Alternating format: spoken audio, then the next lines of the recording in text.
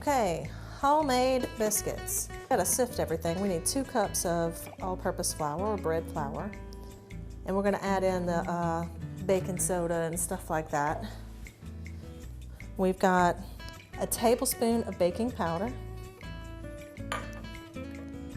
half a teaspoon baking soda, half a teaspoon of salt. We're going to sift this together. So you see I've got a sifter here. Okay?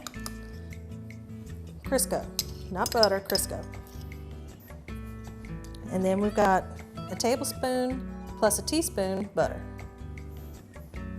Okay, now you can use a fork. I've got a pastry blender. You can see my toddler likes to play with it. And we're just going to cut this into the flour. Okay, it takes a little while, but you want all of it blended in so it looks like the consistency like small pea-sized shapes, okay? And you can use a fork if you don't have a pastry blender. I'll tell you, between that and that icing for that cheesecake, I'm getting a workout. All right, let me get my big wooden spoon. This is 2/3 cup buttermilk. This is not milk with melted butter in it. It is actual buttermilk. If you don't know the difference, Google it. The less you work these biscuits, the better they are. So just kind of get it to come together.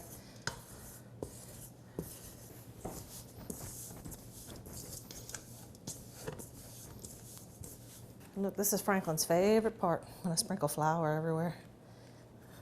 But it's all right, it wipes right up.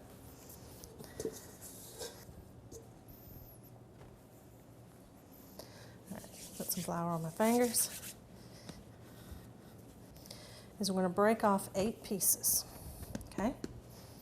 Now if you want, you can put a floured knife and kind of separate it.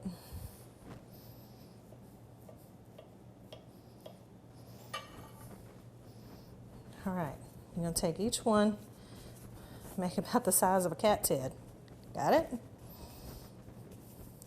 You're going to press them out, be about a 1/2 inch thick, okay? And they're going to be irregularly shaped. What do they say? About the size of a loving woman's hand or man, whoever's making the biscuits. Okay?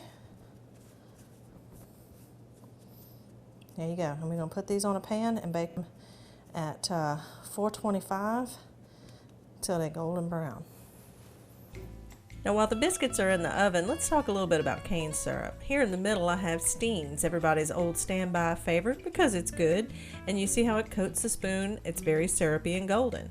We also have some from the Rural Life Museum in Baton Rouge, just off of Essen. They make it homemade with the whole mule press sugarcane thing and cook it down, and you can buy it in their gift shop. It's actually wonderfully flavored, even though it's a thinner consistency than what you're used to with Steen's.